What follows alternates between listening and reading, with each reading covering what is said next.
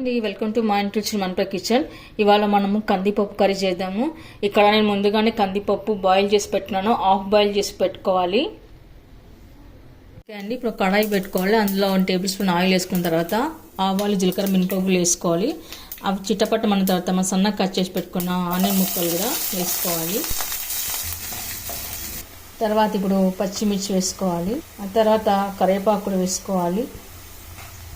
ఆ తర్వాత కచ్చా పచ్చగా దంచి పెట్టుకున్న 4 వెల్లుల్లి రెబ్బలు కూడా వేసుకోవాలి. పసుపు వేసుకొని కలిపి పెట్టుకున్న తర్వాత స్మాల్ పీసెస్ కట్ చేసి పెట్టుకున్న మెంతికూర ఆకును కూడా వేసుకోవాలి. ఒకసారి అంతా కలిపి పెట్టుకోవాలి. మెంతి కూరలో ఉన్న పచ్చివాసన పోయే వరకు కలుపుకోవాలి. ఇప్పుడు మెంతికూర దగ్గర పడ్డాక సన్నగా కట్ చేసి పెట్టుకున్న టమాటా ముక్కలు కూడా వేసుకోవాలి. ఇప్పుడు టమాటాలు కాస్త ఉడికిన తర్వాత మనం బాయిల్ చేసి పెట్టుకున్న కందిపప్పును వేసుకోవాలి.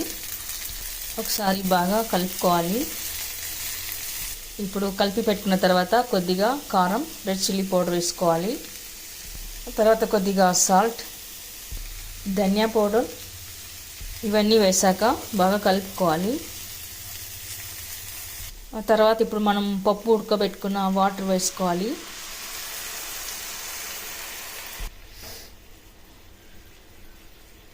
తర్వాత ఇప్పుడు 2 నిమిషాల పాటు మగ్గించుకోవాలి.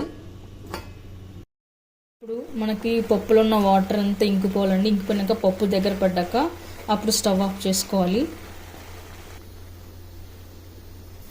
ఓకే అండి, పప్పు దగ్గర పడింది. ఇప్పుడు మనము జీరా పౌడర్ వేసుకోవాలి. ఆ తర్వాత ఇప్పుడు కొత్తిమీర వేసుకోవాలి. ఇప్పుడు స్టవ్ ఆఫ్ చేసి సర్వింగ్ బౌల్కి తీసుకుందాము. ఓకే అండి, చూసారుగా కందిపప్పు కర్రీ చాలా సింపుల్ అండ్ చాలా టేస్టీ. ఇది జొన్న రొట్టెలోకి, చపాతీలోకి, పుల్కలోకి, రైస్లోకి అన్నిటిలోకి చాలా బాగుంటుంది.